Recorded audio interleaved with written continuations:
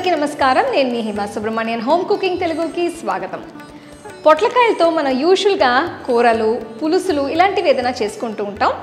అయితే ఇవాళ మాత్రం నేను మీకు ఒక మంచి పెరుగు పచ్చడి రెసిపీ చూపించబోతున్నాను. దీంట్లో మనం పొట్లకాయలు వేసి చేయబోతున్నాం. చాలా ఈజీ అండి. సరేండి, ఇప్పుడు దీనికి కావాల్సిన పదార్థాలు ఏంటో, ఇది ఎట్లా చేయాలో ఇప్పుడు మనం చూద్దాం. సో ఇప్పుడు మనం పొట్లకాయ పెరుగు పచ్చడికి మనం ఫస్ట్ పొట్లకాయల్ని బాగా చిన్న పీసెస్గా తరిగి పెట్టుకోవాలి. ఇక్కడ నేను ఆల్రెడీ కట్ చేసి పెట్టేశాను.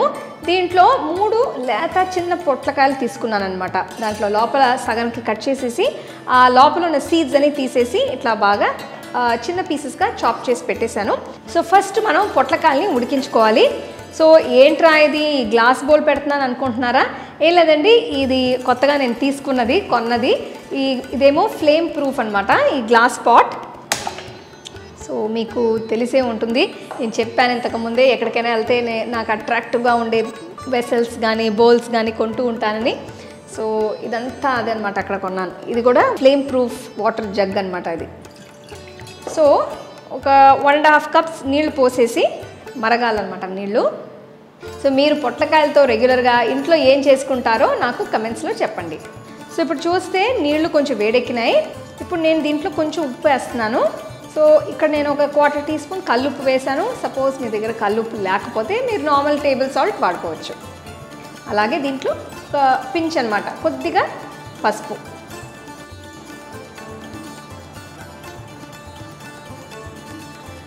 ఇప్పుడు నీళ్ళు మరుగుతూ స్టార్ట్ అయింది, స్లోగా బాయిల్ అవుతుంది. ఇప్పుడు నేను దీంట్లో ఈ పొట్లకాయ పీసెస్ని మెల్లిగా వేసేస్తున్నాను.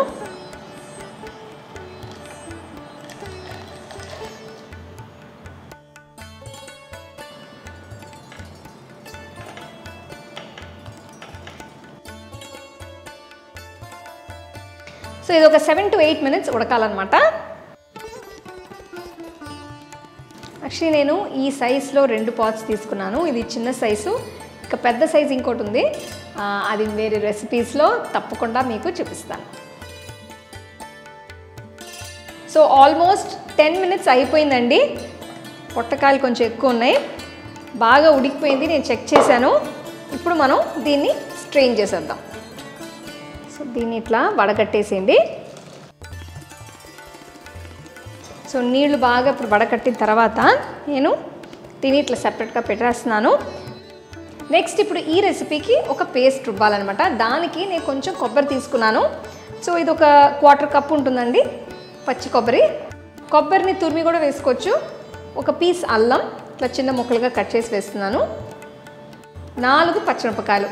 ఇప్పుడు ఈ పచ్చిమిరపకాయలు కొంచెం కారం ఎక్కువ, అందుకని నేను 4 తీసుకున్నాను. సపోజ్ మీకు కారం ఎక్కువ కావాలంటే ఇంకా ఒక 2 ఎక్స్ట్రా తీసుకోండి. సో ఇది సగానికి ఇట్లా తుంచేసి వేసేస్తున్నాను.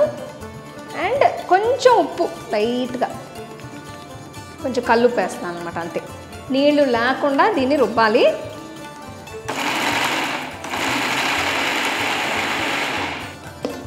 అంతే అండి, చూసారా? ఇది ఒక కోర్స్ మిక్స్చర్ అనమాట, మరీ పేస్ట్గా ఉండదు. సో ఇది ఒక కోర్స్ మిక్స్చర్ అనమాట. చూడండి, మరీ పేస్ట్గా లేదు, ఎందుకంటే మనం నీళ్లు పోయలేదు కదా. సో మనకి అట్లా పేస్ట్గా అవసరం లేదు. సో ఇప్పుడు మనం ఆ కోకోనట్ మిక్స్చర్ని తయారు చేసుకున్నాం. దాన్ని మనం ఇప్పుడు పెరుగులో మిక్స్ చేయబోతున్నాం. సో దీనికి నేను 1 కప్పు పెరుగు తీసుకున్నాను. సో మంచి ఫ్రెష్ పెరుగు తీసుకోండి. ఫస్ట్ నేను ఇట్లా బిస్క్ చేసేస్తున్నాను బాగా. యూజువల్గా ఇలాగ మిక్సింగ్కి బిస్క్ చాలా ఈజీగా ఉంటుంది స్పూన్ కంటే కూడా. సో దీంట్లో నేను కొంచెం నీళ్లు పోయిపోతున్నాను. సో నేను చెప్పాను కదా, కొంచెం చిక్క మజ్జిగ కన్సిస్టెన్సీలో రావాలి.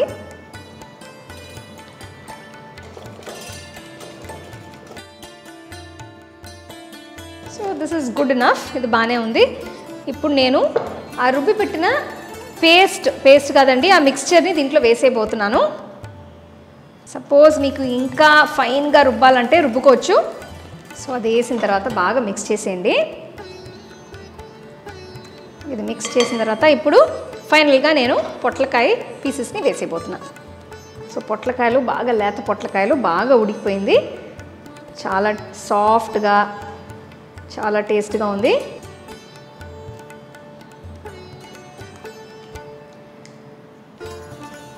యూజువల్గా మనం చేసుకునే పెరుగు పచ్చడి కంటే కూడా ఇది కొంచెం డిఫరెంట్ అనమాట.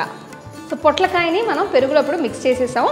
సో ఏంటంటే ఆ కొబ్బరి మసాలాలో రుబ్బేటప్పుడు నేను కొంచెం ఉప్పు వేశాను, అలాగే పొట్లకాయలు ఉడికిస్తున్నప్పుడు కూడా నేను కల్లుప్పు వేసి ఉడికించాను. సో ఇప్పుడు పెరుగులో ఉప్పు నాకు కరెక్ట్గా ఉంది, బట్ మీకు కొంచెం ఎక్స్ట్రా కావాలంటే మీరు టేస్ట్ చూసి ఎంత కావాలో అంత మిక్స్ చేసుకోండి. ఇప్పుడు నెక్స్ట్ స్టెప్ ఏంటండి, తాలింపే. సో తాలింపు గరిటలో కొంచెం నూనె పోసేసి 2 టీ స్పూన్లు పోసుకోండి.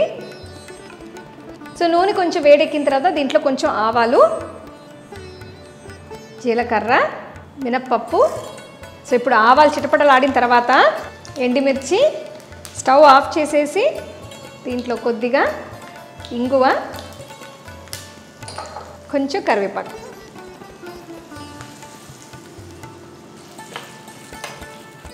సో ఇప్పుడు మనం తాలింపుని పెరుగు పచ్చడిలో వేసేద్దాం.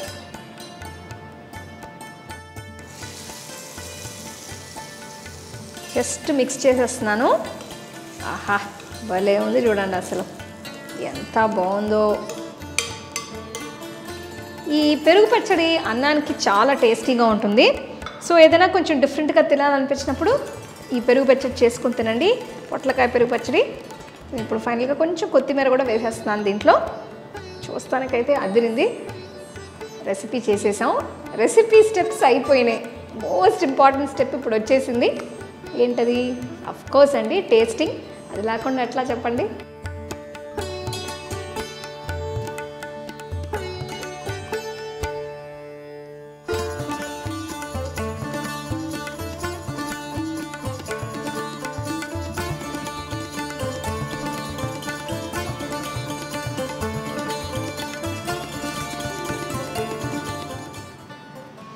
చాలా ఆకలేస్తుంది. పొట్లకాయ పెరుగు పచ్చడి వాసన చాలా కమ్మగా ఉంది. ఇప్పుడు టేస్ట్ ఎలా ఉందో చూద్దాం. అసలు పొట్లకాయ పెరుగు పచ్చడికి అన్నం బెస్ట్ కాంబినేషన్ అండి. నా నోరు ఊరిపోతుంది, చూస్తున్నారా?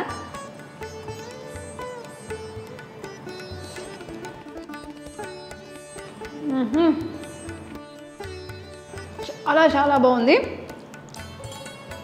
నాకైతే అన్ని ఫ్లేవర్స్ వస్తుంది.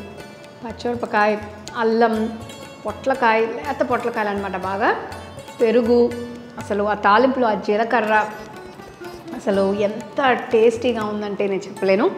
మీరు నెక్స్ట్ టైం మార్కెట్కి వెళ్ళినప్పుడు తప్పకుండా లేత పొట్లకాయలు కొని ఈ రెసిపీని మీరు ట్రై చేయాలి.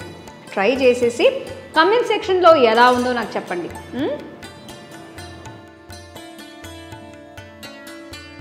పెరుగు పచ్చడి, ఈ అన్నం కాంబినేషన్ని బాగా ఎంజాయ్ చేస్తున్నాను.